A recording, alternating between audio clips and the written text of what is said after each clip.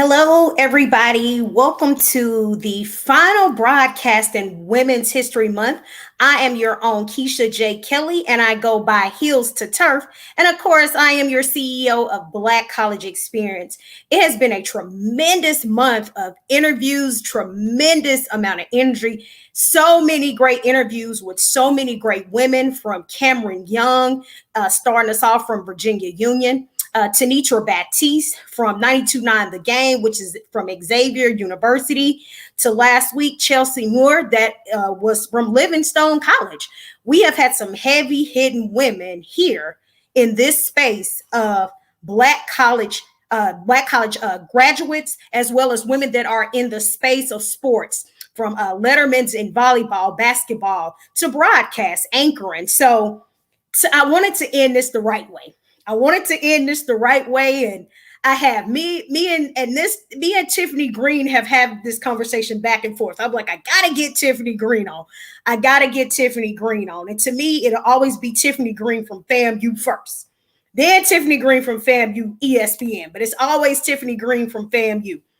Tiffany Green is a pioneer and play-by-play commentator for ESPN. She's also the first African-American woman to serve as a play-by-play commentator for college football on a major network.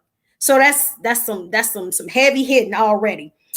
She covers a variety of collegiate sports, including basketball, softball, and volleyball. Of course, she is a wife, and she is a mother to two amazing children. Now, I'm not going to rant and rave. I'm going to let Tiffany come on and tell her story. I'm going to let Tiffany tell y'all about Tiffany and the path that she has taken from Florida A&M up into where she is now. Tiffany, are you there? I am here. How are you, Keisha? And thank you so much for having me on. Well, we can't see you, Tiffany, but thank you for joining us. Let me go ahead and out myself real quick. So sometimes I get stuck in my ways. That's fine. So my iOS is not up to date, and I got an older version of an iPhone. So that's my current situation, which caused me not to be on. Now I can try to sign on through my husband's phone. He's a little bit more up to date than I am, but I'm still a little bit behind. That's fine. We can still hear you. We can hear everything that you're saying. So that's totally fine. Totally fine. So I want to jump straight into this. First of all, thank you for joining us again for this last interview for Women's History Month. I truly do appreciate you taking some time to sit down and talk to me about your journey from Florida A&M up into where you are now. Take us back to the years of you being at Florida A&M. Wonderful time, best times of my life, to be honest with you, just because it was family, right? Like, that was what I always knew. And while I thought I was going to be a little bit different, the rebellious one of my family, and break the mold and not go to FAMU, it was always in my heart. And I tried to take full advantage of all that it had to offer while I was there. So I got involved in literally everything that I could, from Student Government Association. I was on a bowling scholarship, participated with the television, newspaper, and radio stations there. The Royal Court, which is where I met my husband. You name it, I was trying to do it. And thankfully, I was able to establish some really good relationships with people and get some fine training at the premier academic institution in this country, Florida A&M University. So you said you were there. Did you bowl all 4 years? I bowled for 2 years, and then I was like, all right, I had some other goals that I wanted to achieve, but I went into FAMU wanting to be an NCAA athlete, right? I also wanted to become a member of the First and Finest sorority, and I wanted to be the Queen of Orange and Green. And so my last goal was to graduate magna cum laude. And I knew that if I was going to try to maintain that type of GPA, that I probably should cycle through my activities. So bowling was the first 2 years. Then I became the Queen of Orange and Green my junior year, That was also the year that I pledged and crossed Alpha Kappa Alpha Sorority Incorporated. And then I went on to do like Secretary of State and SGA. So I was trying to make sure I did a little bit of everything in addition to, of course, my studies, my major, and getting that experience.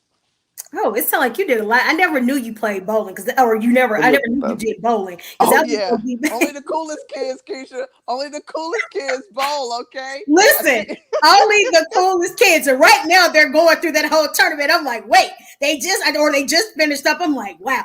Bowl. Even when I was in school, I can remember a young lady being from like Canada or somewhere. Mm-hmm. And I was in my mind when we're that young, I'm like, wait, where is that? How far away are you from Louisiana? I remember her being on the bowling team. And then I remember some odd years later, I ran into her in my hometown of Huntsville and we really tripped out. I said, what are the odds of this?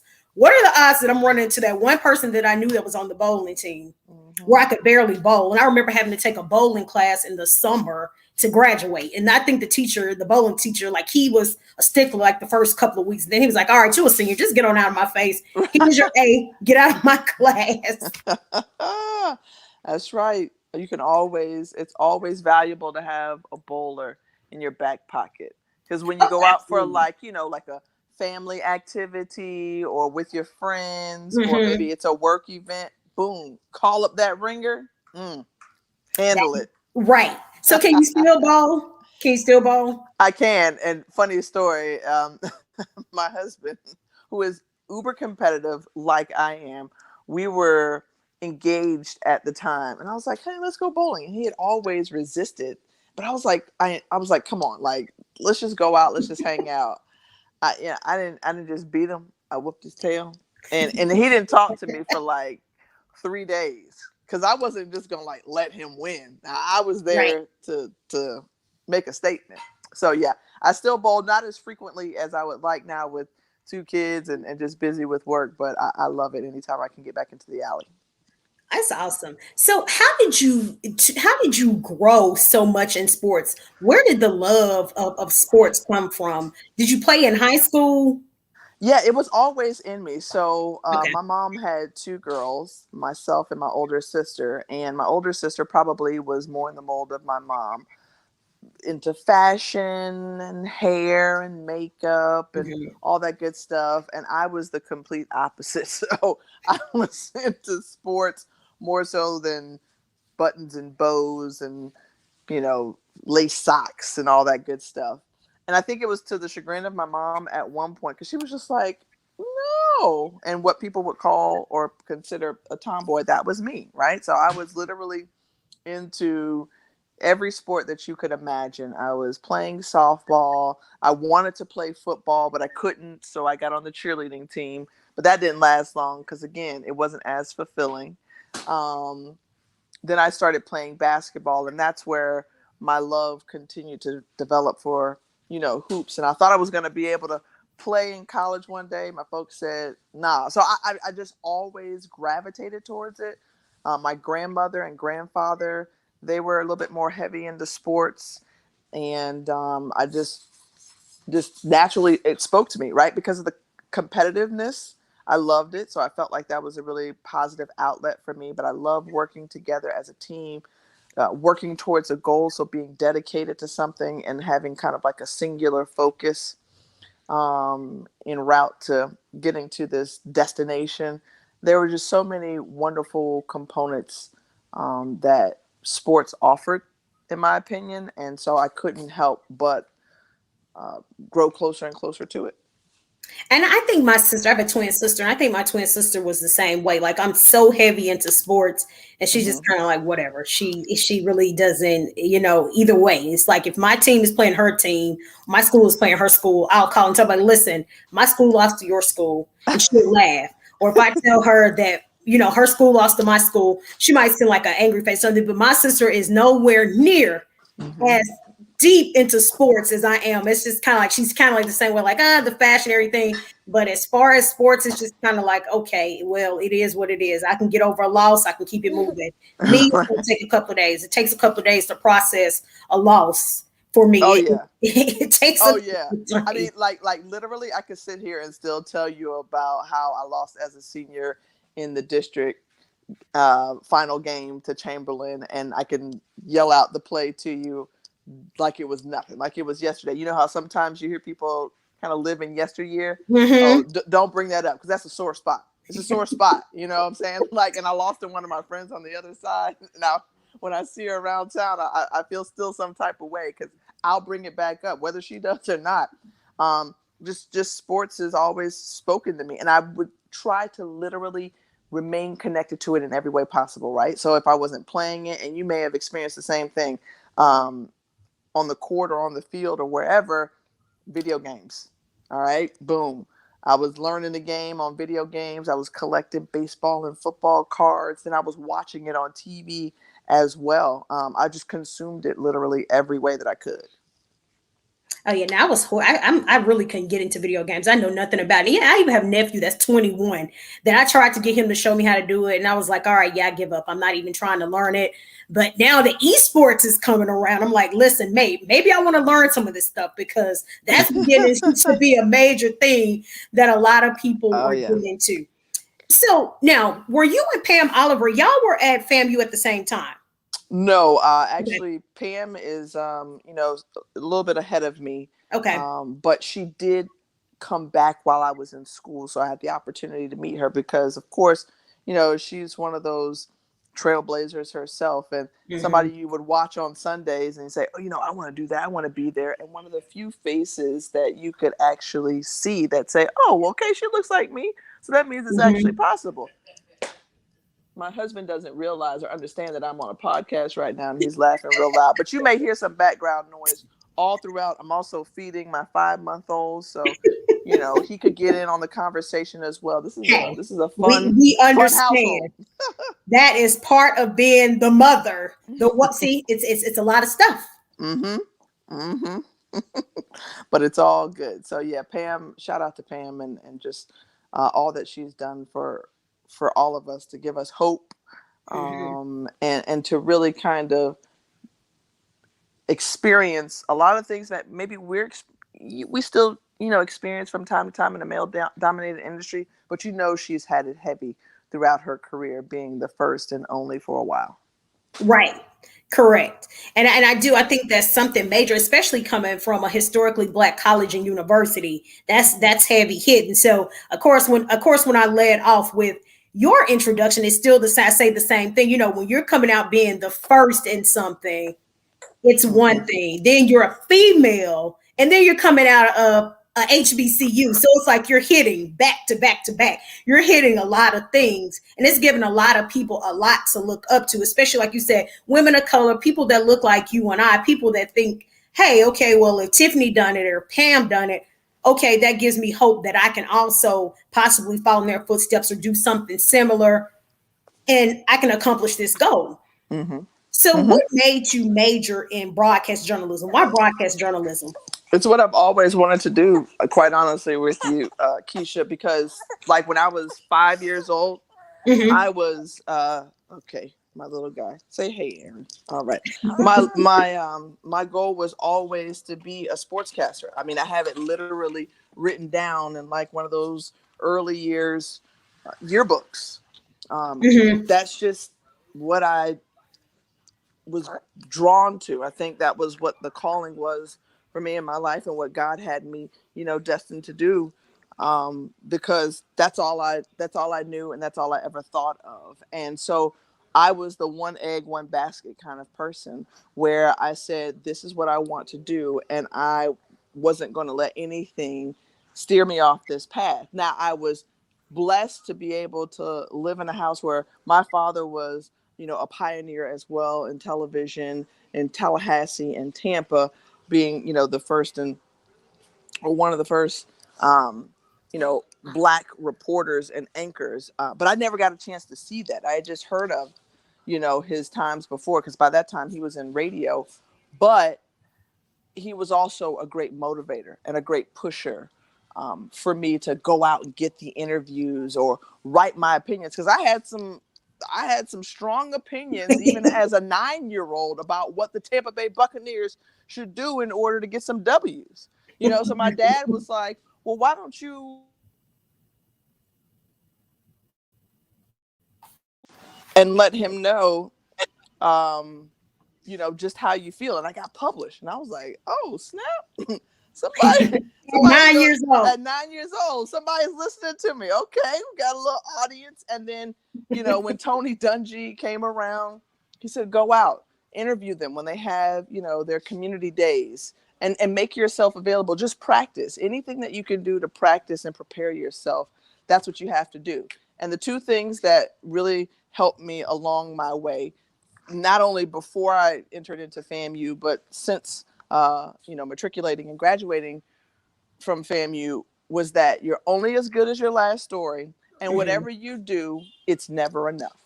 So yes, I could have interviewed this person when I was 10 years old and busted my hump now at 15, and, you know, writing for my class, you know, newspaper at school or whatever. But my dad always reminded me it's never enough. So keep going, keep pushing, and keep doing more. And I think that served me well by the time I got to FAMU, which is why when I let off this conversation, was talking about all the different things that I was doing.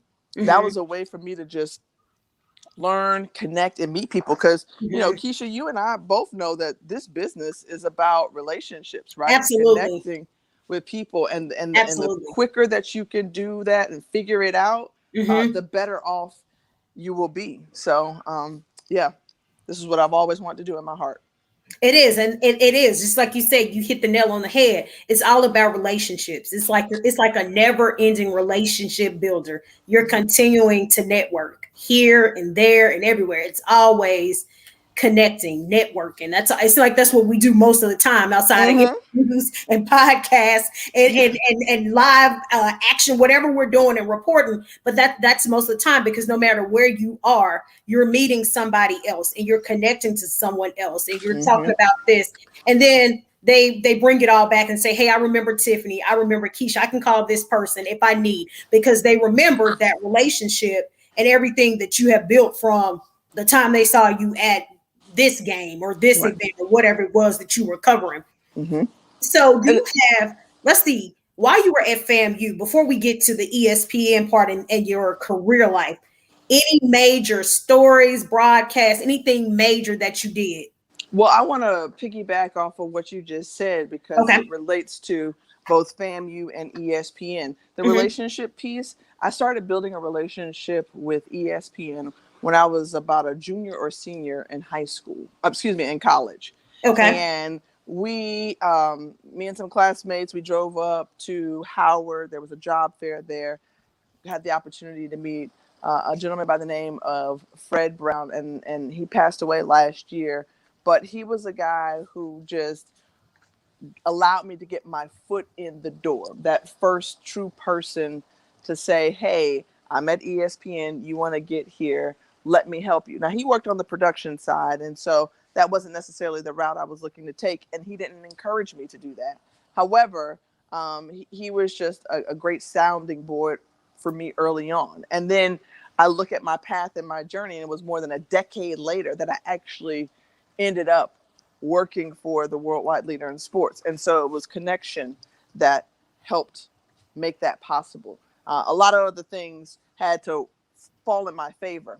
But at the time, you know, I felt that my biggest story was I won a Hearst Award in radio for Bob Hayes, doing a segment on Bob Hayes, Bullet Bob Hayes. If you don't know him, the only person to Please go win find a them. Super Bowl Right. championship and an Olympic gold medal, award number 22 for the Dallas Cowboys. The dude was fast, okay? Fast as lightning. Right. And he, of course, was a FAMU alum. And so I was able to win a Hearst Award. And I felt really proud of that because at the time I was surrounded by classmates who were pumping out awards left and right, you know, whether it was Hearst or AP awards or NABJ, no matter the case, they were doing it. So I was like, oh, shoot, I need to catch up. I need to hold my own. And so I would probably point to that as my biggest, away from campus, but while still at FAMU, I had the opportunity to intern at WNBC in New York.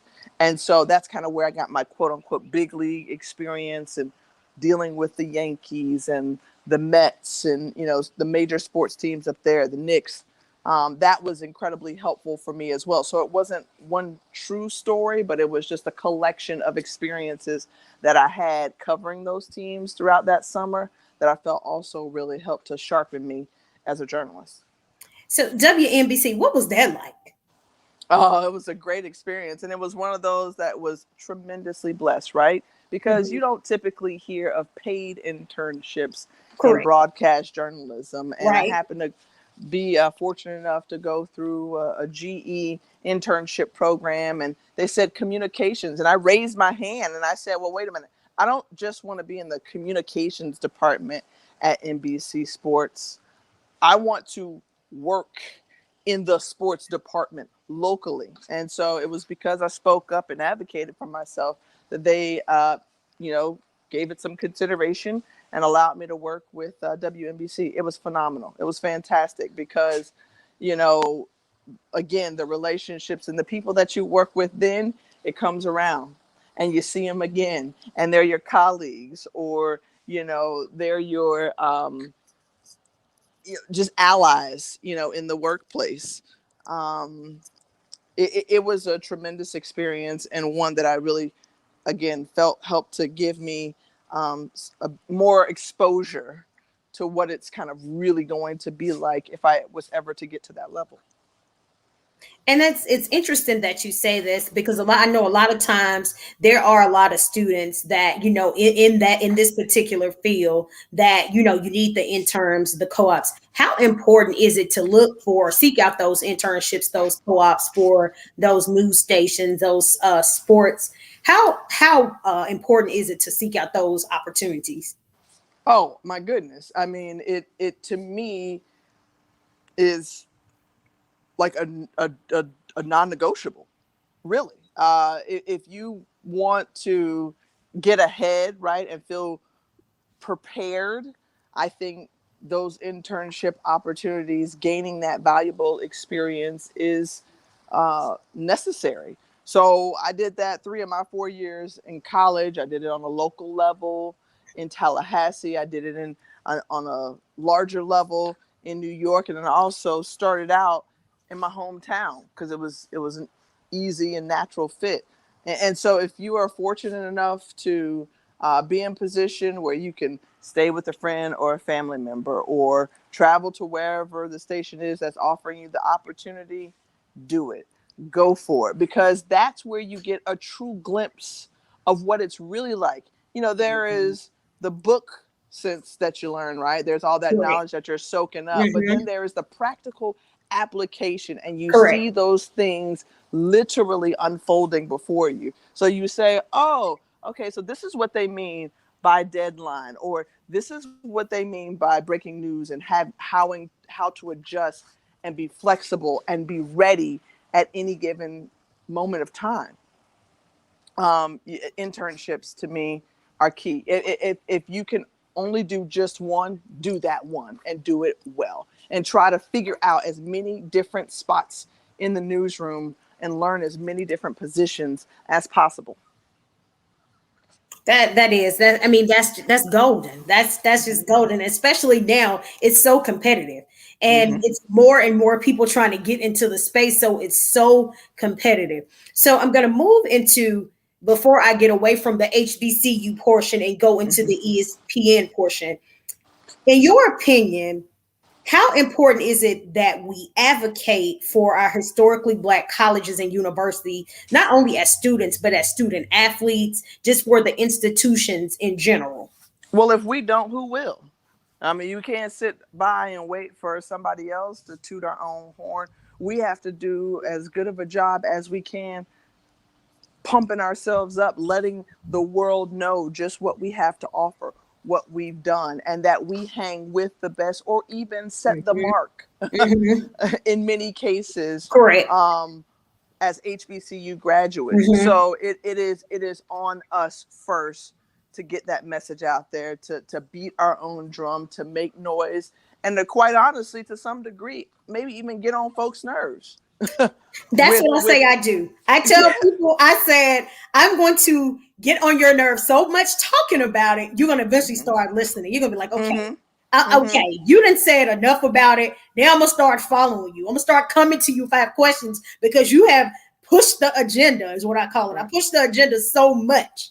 Right. For people to listen. I said, eventually you're going to get tired of listening to me. Eventually you're going to be like, okay, I give up. I give in. Whatever you say, it must be important.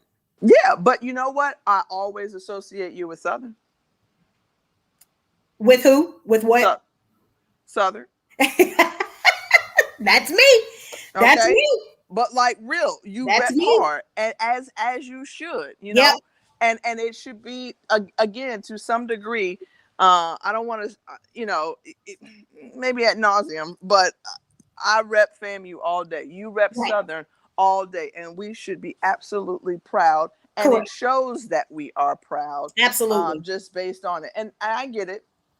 Not everybody is going to be front facing, Correct. and vocal, you know.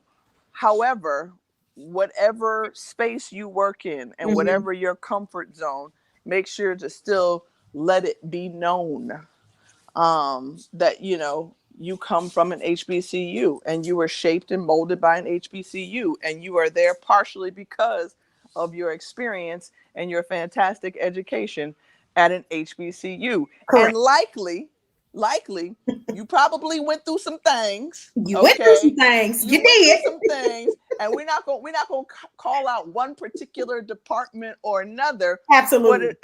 But those experiences also helped you to, what'd you say, advocate, right? Absolutely. Absolutely. It helped you to be persistent, Mm-hmm. right? And following up with things and seeing them through. Mm-hmm. Those are transferable skills at any point in life, in any job that you are. And while it may suck going through it, and it may be uncomfortable and annoying in the process, know that it's only, getting you ready for what's to come and the challenges that we face in life. Absolutely. And I tell people, you'll look back on it and laugh, and I was like, there's no reason why I'm still going to be talking about something that happened to me my freshman year. And I was like, some of the stuff I don't even remember. I said, but literally, these are things that we know that built us to make us who we are. They strengthened us. And like you said, it made us persistent. Like, we continue. And so we know what we endured. And so we live to talk about it. We tell everybody about it. And I tell people, I am Southern University to my soul. I am a Southern Jaguar to my soul. And it's one of the most prideful things. We're very proud of our universities. We really are. So we see so many athletes endorse, and we see Chris Paul that has jumped. He's now a student at Winston-Salem State, and he's into the whole movement. We see LeBron that comes in with FAMU. How important or how major are those type of endorsements for historically Black colleges? Well, they're trendsetters, right? They're superb athletes. They're elite at what they do, and they have an audience of people who follow them no matter what. Right. And so for them to use their platform in such a way that it helps to strengthen our HBCUs, bring greater attention to it, and using their fame, their celebrity, for the good of our HBCU community and its graduates, is you couldn't pay for better advertising, so to speak. It's just been tremendous, and I hope that they understand their capital in this society. LeBron and Chris Paul and others who support, they understand what their capital is, and now they're trying to use it to raise up our HBCU community capital, so that more athletes that are as elite as they are will choose HBCUs, much like when we didn't have a choice as Black people in this country. They had to go to HBCUs out of necessity. That's why historically Black colleges and universities were born. And hopefully now, instead of out of that necessity, there's a choice Mm-hmm. that's involved, and that they choose HBCUs because they want to get the best of all worlds as a Great. student and as an athlete. Right. And I do when I see, when I see athletes like LeBron James, like Chris Paul, like you said, these are elite athletes that have a following no matter what. I don't care what they do, they're Mm-hmm. going to have a following. I mean, Mm-hmm. they do. They just have that following. And to see that, like when I saw that actual come at that point, I didn't care who LeBron endorsed. I didn't Mm-hmm. care who it was. I Right. was like, oh, what's the HBCU? I don't Oh, care which HBCU it is. It's oh, LeBron James. oh, And but Keisha, you know what? I want to do a quick flex, though. I want to oh, do a go quick flex. flex. You know what I'm saying? FAMU, baby. Okay. Number one athlete in the world. The Number one number public one athlete. HBCU. When I saw Teamed. that, I was like, what? And I was like, Mm-hmm. yo, this is like I saw the shit. Not even I did. I liked the sneakers because I just liked the colors. But I Mm-hmm. was like, oh, this is major. And then when I started digging through, I was like, wait, okay, Yeah. okay, LeBron, okay. Yeah. And then you see him on Twitter, and then he starts that. I was like, well, he started tweeting it. You might as well start retweeting it. And then you get under there. All these other people are talking about all this random stuff. So you slip your comment in there and be like, HBCU love, we love to see it. You slip something like that in there. I'm like, I Yeah. don't care about these other people. We talking about what you doing over here for FAMU. We don't care about nothing else that Right. these people got going on. So anyhow, so now you're done at FAMU. You go on to graduate. What happens after graduation? Take us through your career starting after graduation. Well, how much time you got? No, I'm just joking. We have time. No. But I left FAMU and I was looking for a job in television, and I knew that that was going to be, a process. So I checked off one of the things that I had always wanted to do, a lover of cars. Again, I was a little unique growing up. My interests were a little different. So I always loved cars, and I wanted to go on and be a car salesperson. So, Really? yeah. Well, I can see that. I can see that. I mean, it helps you think on your feet, interact with people, Mm-hmm. and, selling a product that you like. So for me, I was working at a Dodge dealership in a part of town where uh, it would be a little bit more challenging to sell Dodge trucks to some folks. But I was able to talk 345 horsepower, 375 torque, 5.8, liter Mm-hmm. Hemi engine, and I was successful in my month and a half as a car salesperson. And the reason why it was so short lived was because they were starting up a TV station here in Tampa, a WB affiliate.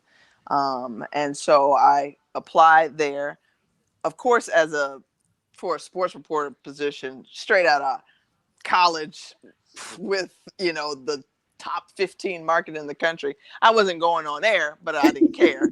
I ended up being a part-time production assistant, though. Okay. Brought me back down to earth. But I knew that wasn't going to happen. However, I just wanted to get my foot in the door, and whatever I could do, I was willing to do so. And that meant be a audio engineer or operator, a floor director, an editor. And then I would just, again, raise my hand because I believe in enterprise and then going to get it. I was like, yo, I can shoot high school football on Friday, come back and, edit it and get a shot sheet together for you. I can go out on Saturdays and, shoot this package from a press release. I'll write it up, you voice it, and I'll voice it for myself as well. And those were the things that I did. And I think, too, because I was ready to walk in based on some of those internships, based on the fantastic that I got at FAMU, I walked in ready, hungry, eager. They saw it, and they allowed me to try and do a lot of things. So I got better, and I worked alongside people who had great experience. So I got to understand some of the tricks of the trade. And it wasn't later, a friend of mine from my hometown, Tampa, called me and said, "Hey, I'm at this ABC Fox affiliate in Savannah, and they're looking for a man band, which is now known as a multimedia journalist, someone who shoots, writes, and edits. Would you be interested? Absolutely. So I applied and I got the position, and I went up there to Savannah, and that was a top 100 market. So I felt like that was a really good start for my first on air. But my 3 months probation, I was a photographer. I was a live truck operator. So I'm doing live shot for reporters, where they have the tall mask that stands up high in the air and getting it all together. That was me.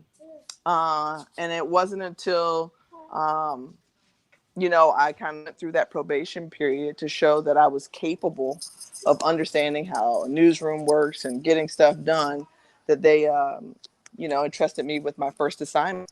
And it was from that point on that, I had some success there in the Savannah market. Worked for another station before I left there after 3.5 years to go on to Orlando, and work with Central Florida News 13 and Bright House Sports Network. So it was a fun start. It was a fun start. Yeah, see, y'all, I don't know if y'all heard that part when she said those connections from FAMU. Because see, I need y'all to understand that's where it started. Those connections from FAMU.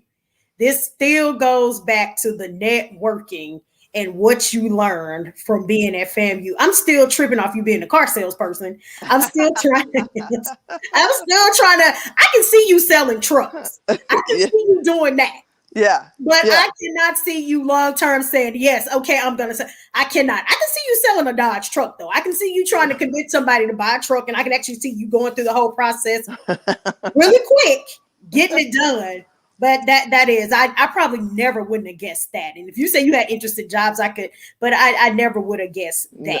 See, car salesperson, a bowler, you know what I'm saying? I'm trying to figure out what's It's next. more and more surprises, just more surprises going down the road. Right. So now you did play-by-play for Bright House Sports.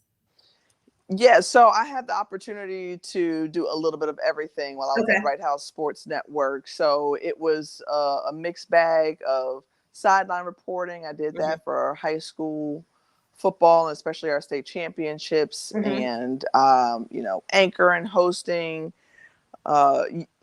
whatever it was that they needed, I was there to fill in. And they too had the state championships, and they covered a lot of high school regular season games. So I said, hey, well, I did play-by-play at FAMU. I did it for the FAMU's radio station, WANM 90.5.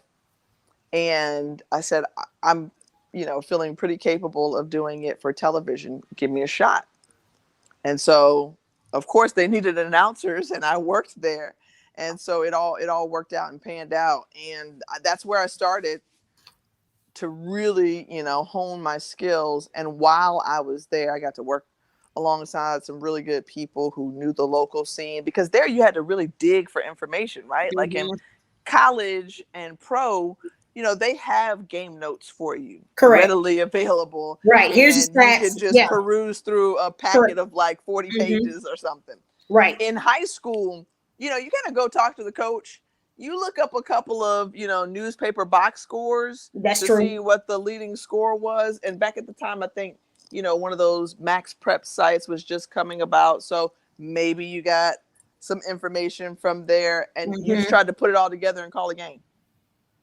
And if you could, you would try to talk to some of the players or the parents, get to know their families, because that's how you were digging for stories and information to try to carry you throughout your broadcast. So those were just kind of like the early years of things. And I also was in the right place, right time. And I thank God for that, because when I moved to Orlando, it was also a personal deal for me. My grandmother was aging.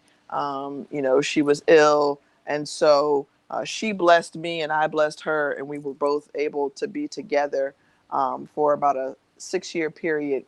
And she was in Orlando, right? So I stayed with her. I worked at Bright House Sports Network, but also just down I-4 was the ESPN Wide World of Sports at Disney. So, they had just kind of built that studio up around the Wide World of Sports. Mm-hmm. And they were, doing a lot of different tournaments and showcases out that way. And having covered events out there just for work purposes, again, relationships, you got to be relentless in those relationships and building Absolutely. them. They said, oh, hey, yeah, I can, put you in touch with so-and-so. Excuse me. And so when I got in connected with the folks at the ESPN Wide World of Sports, boom, there was yet another opportunity. And then ESPN could see me. They could see my work. Mm-hmm. And they put me on college football a little bit later in 2012. And that was really kind of the culmination of a couple of years coming together, working favorably, and blessed by God for sure, that allowed me to get that true experience as a play-by-play announcer. That's a journey, and it is. It's you did a lot of different things before you got to that point. And a lot of times people don't understand that sometimes it takes a few steps before you get to that major step. You're not going to always end up in that first major step until you take certain steps to get to that major step. And I know that journey, it doesn't sound like a long journey. What year did you graduate from FAMU? Well, I came out of FAMU in 2003. And like I said, I built that relationship in the early 2000s with ESPN. And it wasn't until 2012 where I was even hired as like an independent contractor with the company to do those sideline reporting gigs for college football. So, I believe I'm probably now a little bit older in my thought process of the approach to how you get there, right?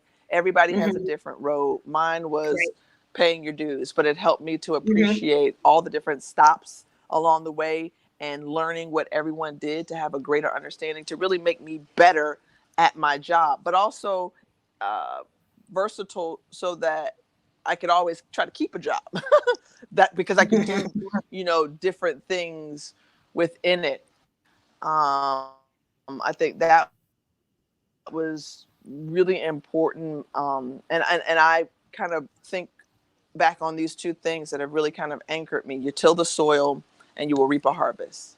And so that's what I was doing, all those years while at Florida A&M University, while in Savannah, Georgia, while in Orlando, to get to the opportunity to reap the harvest, which is now where I feel like, I'm beginning in that season now at ESPN.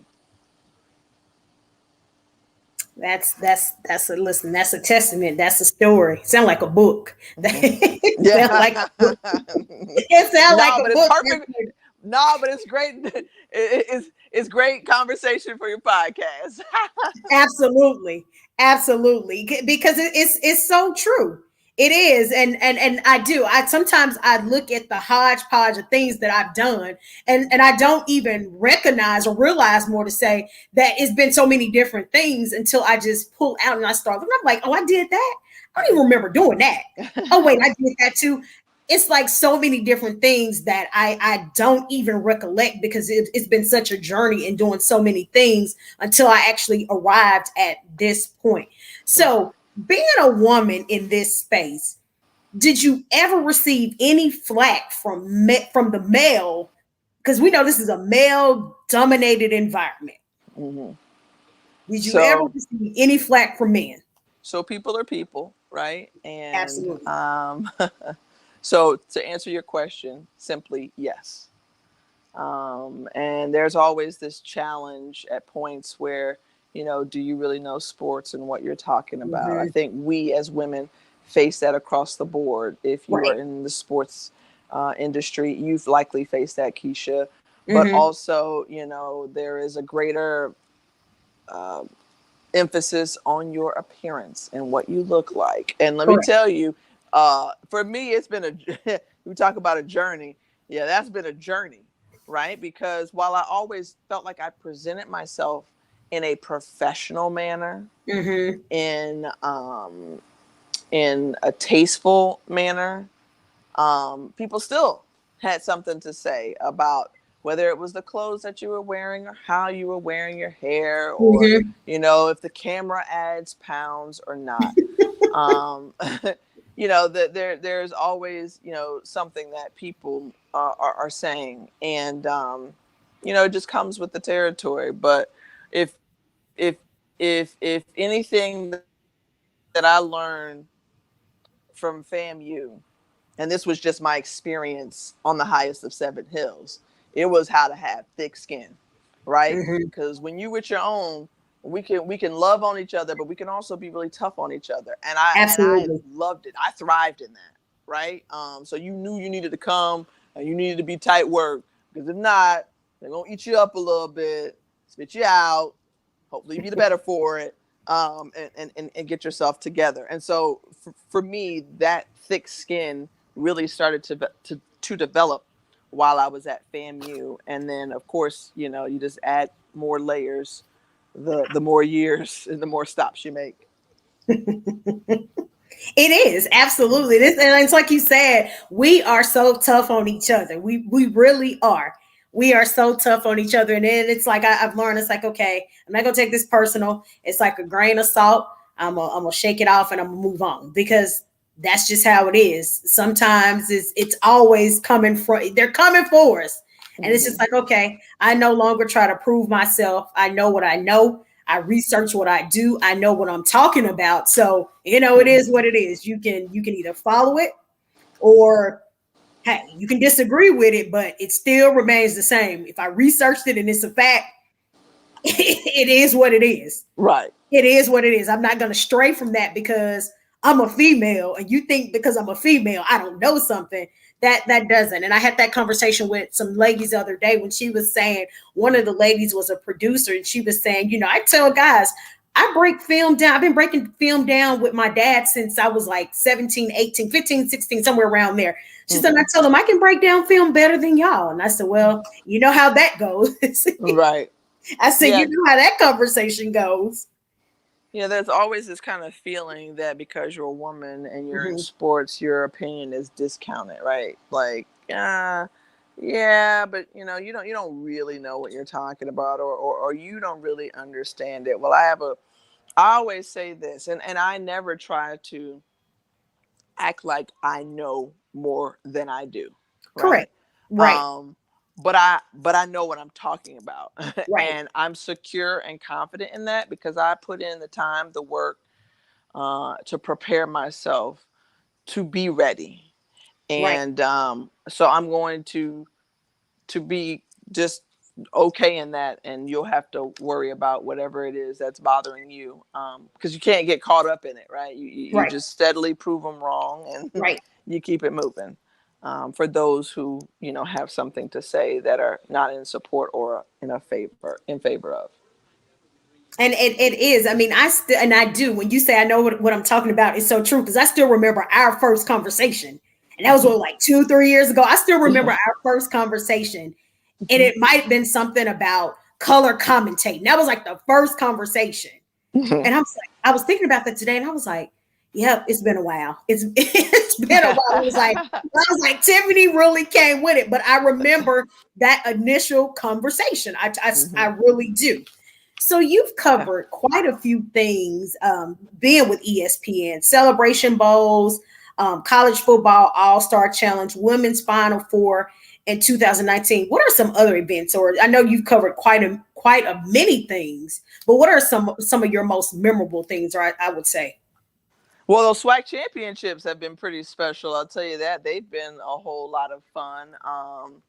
Doing the Division II national championship in football was also a pretty big deal for me, as well as the Women's College World Series back in 2019. That was a huge production in Oklahoma City, and I'm actually watching Arizona Washington right now, on the diamond, and it was such a neat experience, just because, let me tell you, softball fans, like, you think HBCU fans Right. are pretty intense. Mm-hmm. Oh man, you talk about softball fans, they are rabid, Yes, like they are.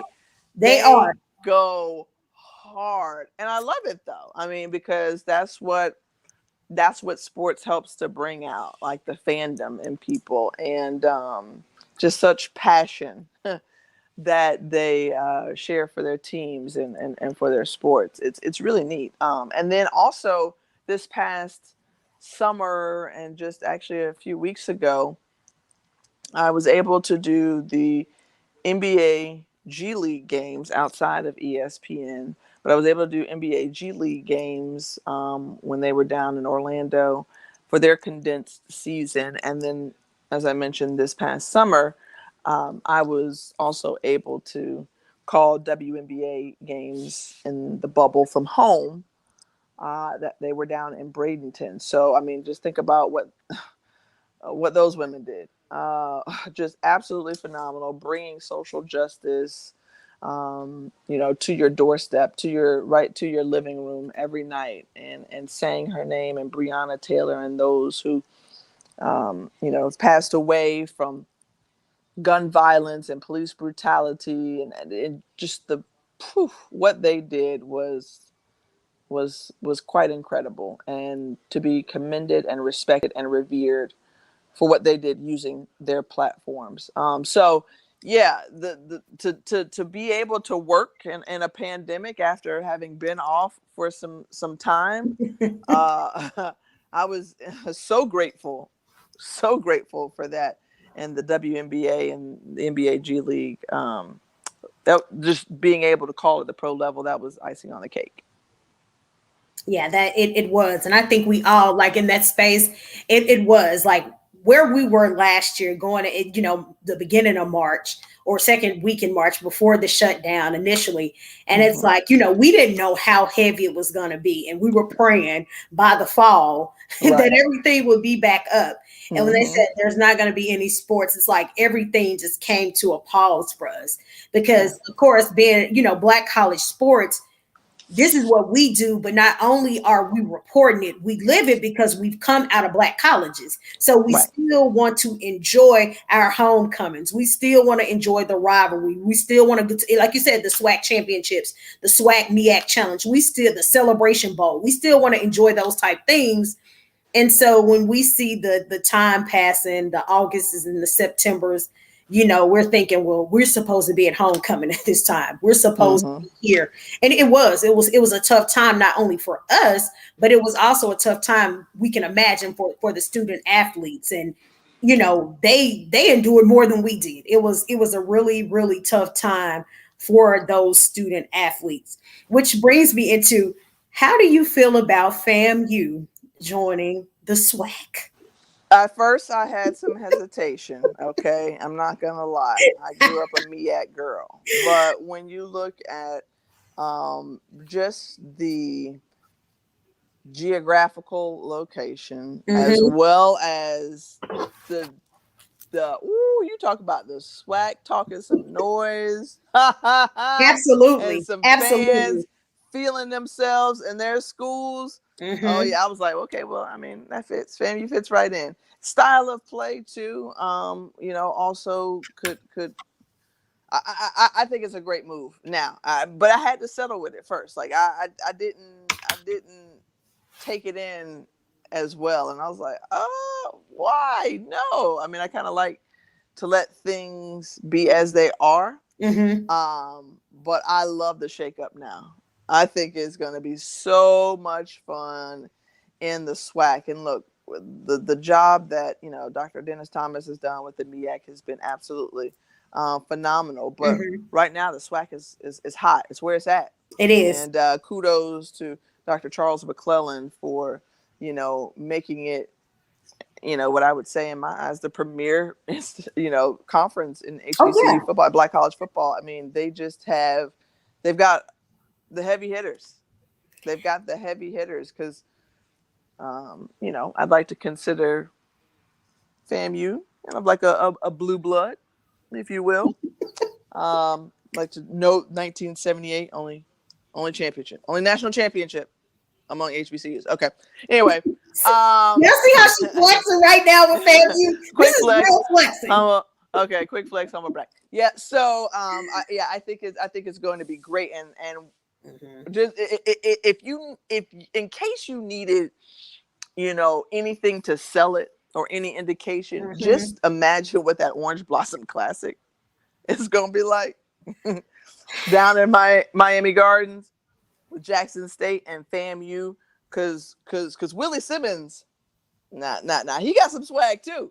Oh yeah. I know we talk about Coach Prime, and Oh yeah. obviously he's polarizing, but oh yeah, Coach Simmons, he's got some swag too. He's done a phenomenal job, helping to turn the program around. So I look forward to, the new rivalries. And quite honestly, Keisha, if there is one football game that I remember most in my college career, it's when we played Southern, because Southern brings it. Let me tell you, for all of the history and tradition and all that good stuff that FAMU brings, let me tell you, Southern can match it. And their fan base, your fan base travels, right? You always are competitive on the field. Our bands match up well. I mean, I can't stop thinking about that Southern game. It was like you look across at the stands, and Southern fans gonna be there. That's Jaguar fans gonna be there. That's it. We don't care, win or lose, we coming, and we gonna bring whoever we can bring with us. We bringing the whole family. We gonna take these people, and we're going to travel. And I think that's one of the reasons I really appreciate. I was, in the beginning, we're like, okay, here we are. We're adding 2, and we've gotten all. Of course, the trash talk has been real heavy with FAMU. But Don Cookman, not really. They don't really say much. But FAMU, they going to talk all the trash. They going to back it up. They going to tell you about everything that happened in the past. It is. It's a real life. That's the way it is. It's the life. Look.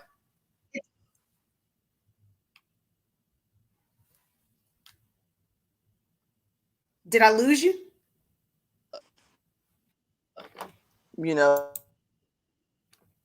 Right.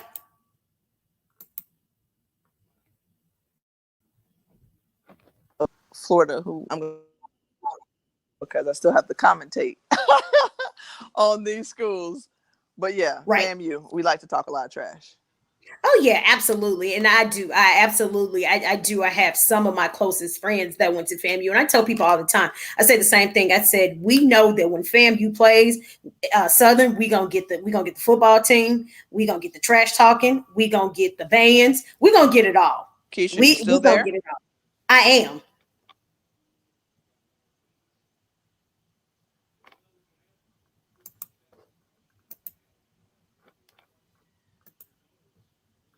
Uh-oh. You still there, Tiffany? You still there?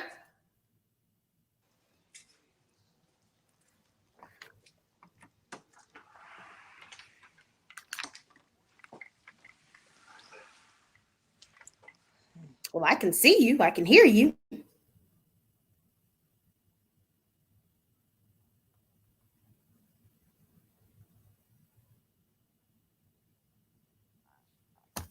Okay. I still see you there. I don't know what happened, but I still see you. I hear you. Now you're muted.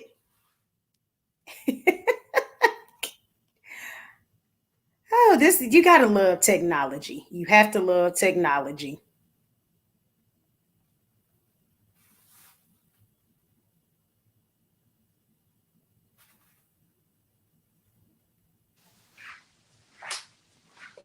Keisha, I'm not sure if you can hear me right now. I don't know how we got disconnected or something on my end.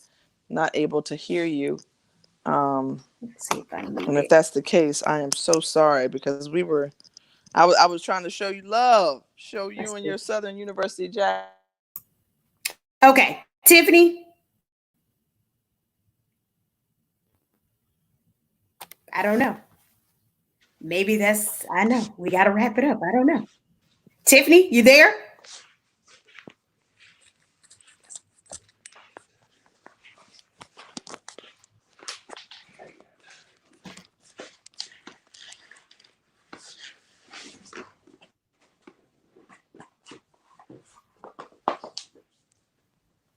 I don't know. So it says she said she can't hear anything. I don't know. I can still hear her, but I don't know. So I guess what we're gonna do is I'm gonna see if I can disconnect and peer back in right before we wrap it up. If y'all hold tight.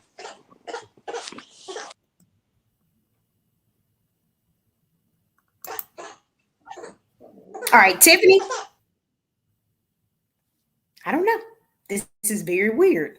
Okay, this is a weird thing.